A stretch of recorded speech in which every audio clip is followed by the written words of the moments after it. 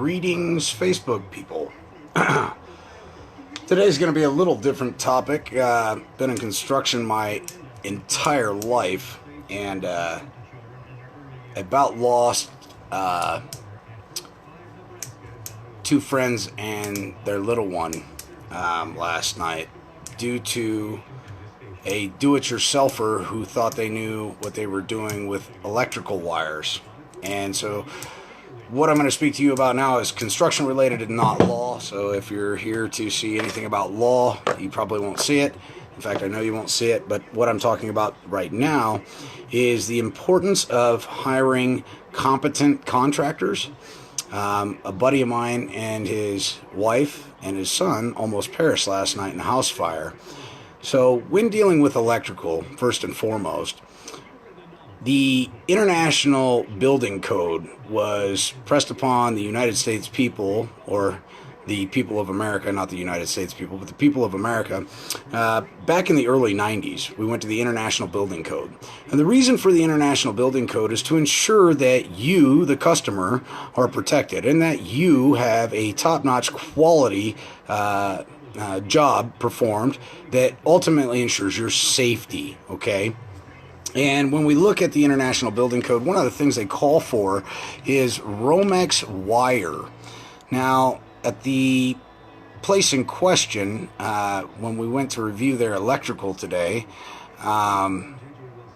they had 14 gauge speaker wire coming out of their electrical box that ran up into their attic. And there was a junction box up there where a connection had been made.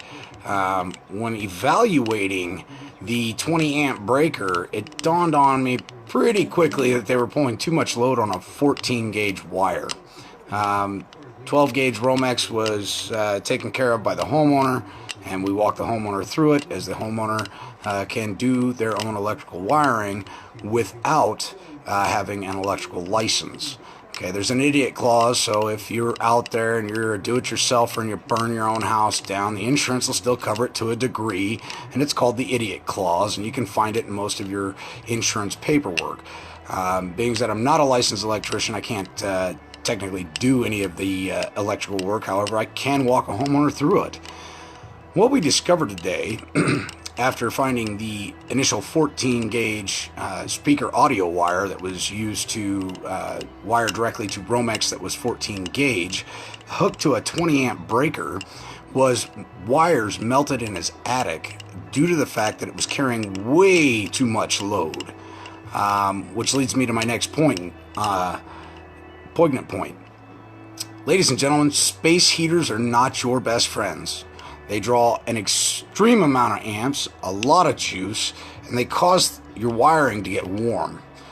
When they had 3 space heaters plugged in, unbeknownst to them, the wiring was done by the previous owner, who was a do-it-yourselfer, I'm going to suspect. However, they had hired an electrician who obviously overlooked the 14 gauge Romex wire, just didn't feel the need to fix it for them.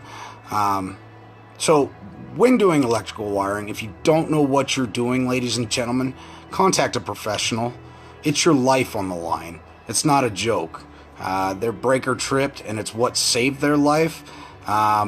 They tried to flip it time and time again, continued to arc in the box. If you've got arcs inside your electrical panel, stop what you're doing. Call a licensed electrician. Call somebody knowledgeable. So with that said, we've learned something today. When we're doing things, we're going to do it by the International Building Code. It's the standards internationally, okay, for building. When we're dealing with electrical and plumbing, we're going to make sure that at no time is our electrical within 4 foot of anything that has to do with water.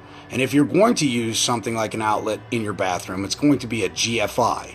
If your electrician or somebody who proclaims to be electrically inclined is installing stuff in your home and is not using these things that I speak of, get them out of your house immediately, because your life, your friends, your family are being put in danger by somebody that doesn't have the knowledge to do these things.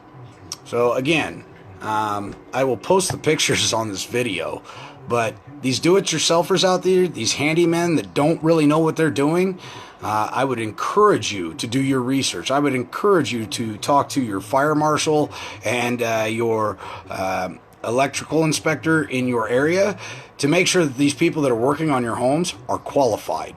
Okay?